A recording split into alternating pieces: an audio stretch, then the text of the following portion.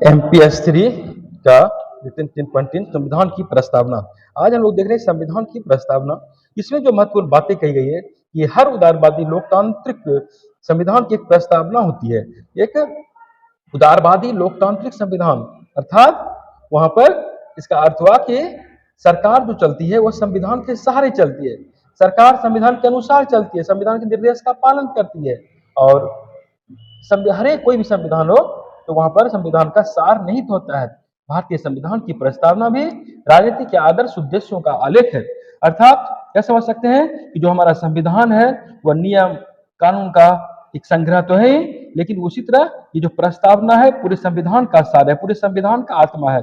अगर आपको भारत के बारे में जानना हो, अधिक नहीं जानते हैं तो प्रस्तावना को देखिए। प्रस्तावना को देखने के बाद संविधान के बारे में पता चलेगा। और संविधान जानते हैं लोगों की आकांक्षाएं होती है, लोगों की उम्मीद होती है, लोगों की आशाएं होती है, लोगों का जीवन यापन उस अनुरूप होता है, लोग उस संविधान के नियम पर चलते हैं। तो संविधान का ढांचा बताता है सब देश के बारे में, पूरा देश की स्थिति क्या है, क्या भविष्य की आकांक्षाएं हैं, देश कैसा था कैसा है, सारी बातें आपको संविधान की प्रस्तावना देखकर ही पता चल जाता है। और हमारा जो संविधान है यह पूरे भारत की जनता को समर्पित है।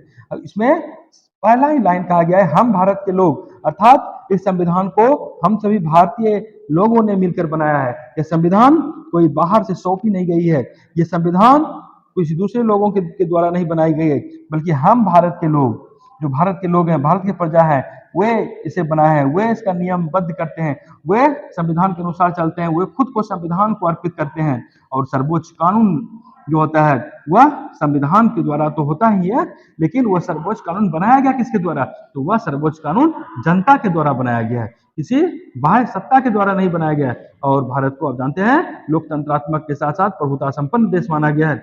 यहाँ स्वतंत्र है किसी भी प्रकार के निर्णय लेने के लिए, या किसी पर निर्भर नहीं है, गणतंत्र है भारत। अर्थात यहाँ का जो प्रमुख व्यक्ति होगा, सर्वोच्च पदधारी व्यक्ति होते हैं, राष्ट्रपति होते हैं, यह निर्वाचित होकर आते हैं, न कि राजतंत्र की तरह राजा का बेटा राजा होता है, ऐसी बातें यहाँ पर नहीं होती है। वंशानुगत शासन जैसी कोई व्यवस्था लोकतांत्रिक परिवेश में अपने देश के संदर्भ में गणतांत्रिक परिस्थिति में नहीं होती है। और यहाँ कोई भी कानून का निर्माण होता है वह संसद में होता है, लोकसभा में होता है।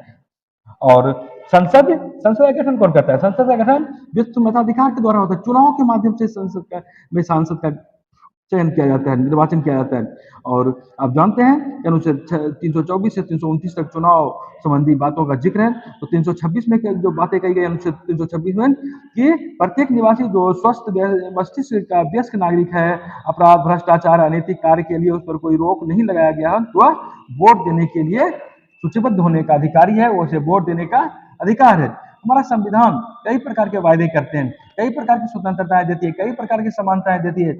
इसके पहले एक बात और जान लें, हमारा जो संविधान है यह उद्देशिका के रूप में भी जाना जाता है। उद्देशिका अर्थात जो पूरे संविधान का जब निर्माण किया गया 9 दिसंबर 1946 से संविधान प्रथम दस्तक शुरू हुई थी, और 13 दिसंबर को नेहरू जी ने संविधान का उद्देश्य का प्रस्ताव पारित किया, ये रखा कि ये बातें होनी चाहिए, और इसीलिए संविधान की प्रस्तावना को संविधान का उद्देश्य का भी कहते हैं। और इनमें जो प्रमुख बातें हैं इसको हम लोग देखते हैं। जैसे इस प्रस्तावना में और एक बात देख लें, प्रस्तावना संविधान का अंग है या नहीं है? तो पहले तो कहा गया कि संविधान का अंग नहीं है, बाद में कहा गया कि बाद में ये संविधान प्रस्तावना का अंग है। और आप देखते हैं कि संविधान का अंग होने के कारण ही प्रस्तावना में बाद में 1976 में 42वें संशोधन के तहत इंदिरा गांधी कार्यकाल में संशोधन में किया जाता है। कई एक बातें इसमें जोड़ी गई है, पंथनिरपेक्षता, समाजवाद, अखंडता जैसे शब्द 42वें संशोधन करके 1976 में संविधान की प्रस्तावना में जोड़े जाते हैं। यहाँ पर अगर हम थोड़ी सी प्रस्तावना को देख लें तो संविधान की प्रस्तावना जो बातें कही गई कि हम भारत के लोग भारत को एक संपूर्ण प्रभुत्व संपन्न समाजवादी पंथनिरपेक्ष लोकतंत्रात्मक गणराज्य बनाने के लिए तथा उसके समस्त नागरिकों को सामाजिक आर्थिक राजनीतिक न्याय विचार अभिव्यक्ति विश्वास धर्म स्वतंत्रता प्रतिष्ठा और अवसर की समता प्राप्त कराने के लिए तथा उन सब में व्यक्ति की गरिमा और राष्ट्रीय एकता और अखंडता सुनिश्चित करने वाली बंधुता बढ़ाने के लिए दृढ़ संकल्प होकर अपनी इस संविधान सभा में आज तारीख 26 नवंबर 1949 मिति मार्ग से शुक्ल सप्तमी संवत 2006 विक्रमी को द्वारा इस संविधान को अंगीकृत अधिनियमित और आत्मर्पित करते हैं।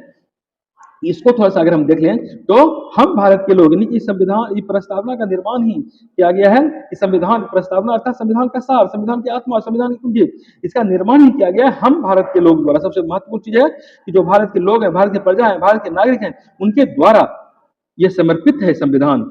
संविधान का निर्माण इनके द्वारा हुआ है, इनके लिए हुआ है। और भारत को एक संपूर्ण प्रभुत्व संपन्न बनाते हैं, अर्थात संपूर्ण प्रभुत्व संपन्न, ये इसके संविधान के तत्व के अंतर्गत आते हैं। ये सारी बातें, संपूर्ण प्रभुत्व संपन्न का अर्थ हुआ कि यह सर्वोच्च संप्रभुता इसी में वास करती है, संविधान में वास करती है।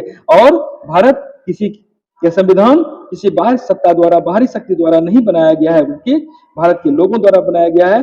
यह सबसे शीर्ष पर होगा, इसके आदेश का पालन सभी कोई करेंगे, इसके निर्देश के पालन सभी कोई करेंगे, इसके अनुकूल ही नियम मानकर लोग चलेंगे।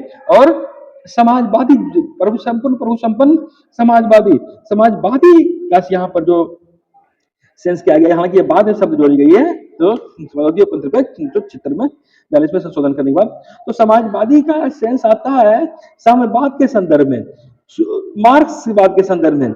सर्वहारा की क्रांति होगी, सर्वहारा का शासन होगा, समाजवाद की स्थापना होगी। लेकिन भारत का समाजवाद सोवियत संघ के समाजवादी व्यवस्था से अलग है।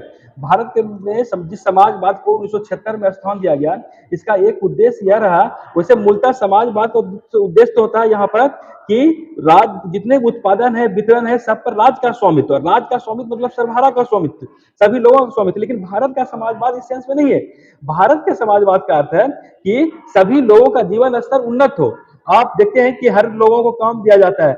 आज काम करने का अधिकार है, 100 दिनों का काम हर किसी को, चाहे वो किसी भी तरह का वो कुशल लोग ही क्यों नहीं है, उसको भी काम करने का अधिकार है। कहने का मतलब है भारत का समाजवाद का अर्थ कि सभी लोगों का उत्थान हो, और ये राज्य है, ये सरकार है, जिस तरह सभी लोग इसका मिलकर निर्माण करते हैं, उसी तरह राज्य के स्वामित्व, राज्य की संपत्ति पर सभी लोगों का स्वामित्व है। लोगों को यह न लगे कि मेरा देश नहीं है, उनका विकास नहीं हो रहा है।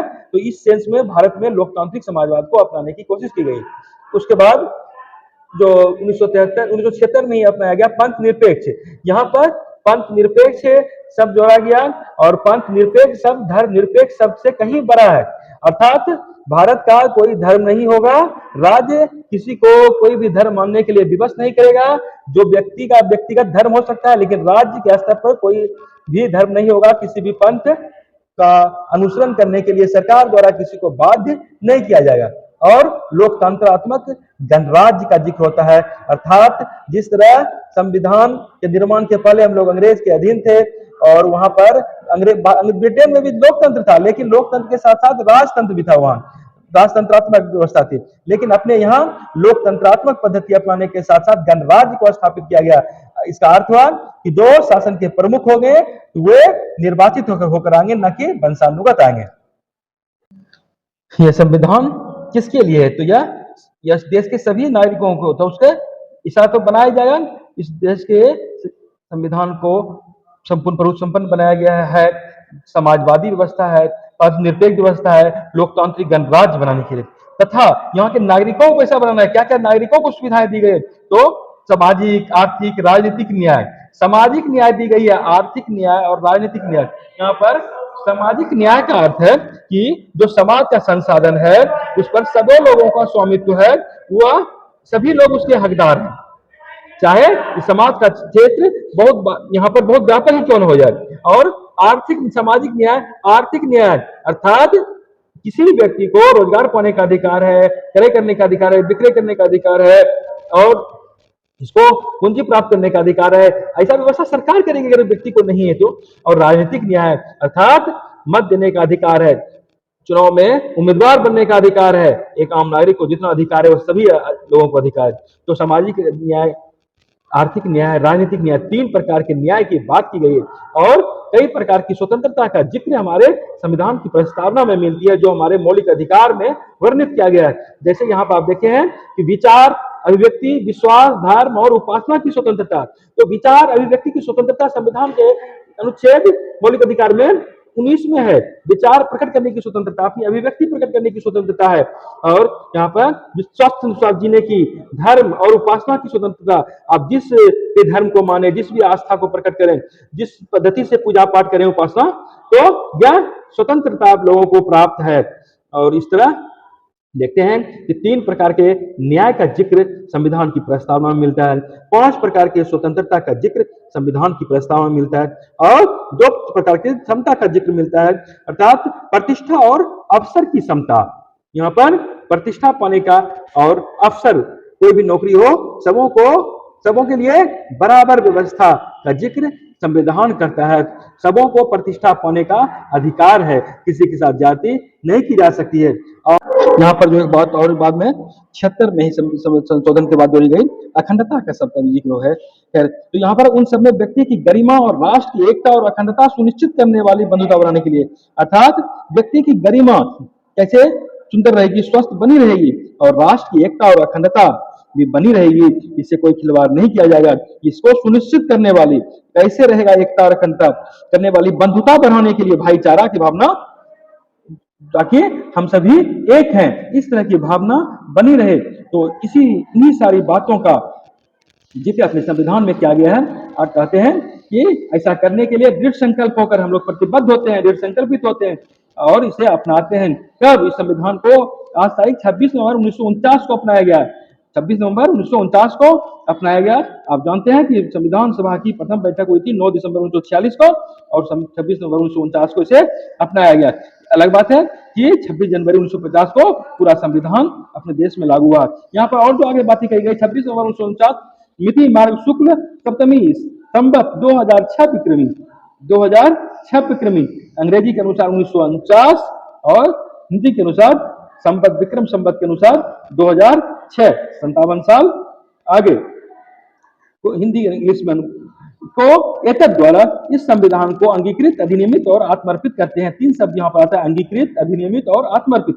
अंगीकृत करते हैं अर्थात इसे पूरी तरह अपनाते हैं, आत्मसात करते हैं, इसके अनुसार जीवन जिएंगे हम लोग, इससे अलग हम लोग नहीं है, नहीं रहेंगे। अंगीकृत करते हैं, इसे अपना अंग बनाते हैं संविधान को। और अधिनियमित मतलब अधीन करना, खुद को स्वयं को इसके संविधान के अधीन कर देना, इसके अधीन कर देते हैं और फिर अधीन होकर संविधान के अनुकूल, संविधान के अनुसार नियमित होंगे, उनके नियम का पालन करेंगे। अधिनियमित और आत्मर्पित करते हैं अर्थात अपनी आत्मा को इसको अर्पित करते हैं। यहाँ पर थोड़ा सा भाव समझ लें कि शरीर है, आत्मा है, कहते हैं आत्मा न जीवित होता है न मरता है, शरीर का नाश हो जाता है। तो यहाँ पर जो आत्मा होती है, अपनी आत्मा के अनुसार इनमें अपने आप को, अपनी आत्मा को इसको समर्पित करते हैं। हम नहीं रहते हैं फिर भी मेरी आत्मा है, फिर भी वो भी अपने संविधान को आत्म अर्पित करते हैं, उसको अर्पित करते हैं। इस तरह हम कह सकते हैं कि संविधान की प्रस्तावना को देखकर आप संविधान का भाव समझ सकते हैं, पूरे देश की स्थिति समझ सकते हैं। संविधान के अनुसार ही लोग का विचार होता है, जीवन यापन होता है, लोग उसके अनुकूल चलते हैं।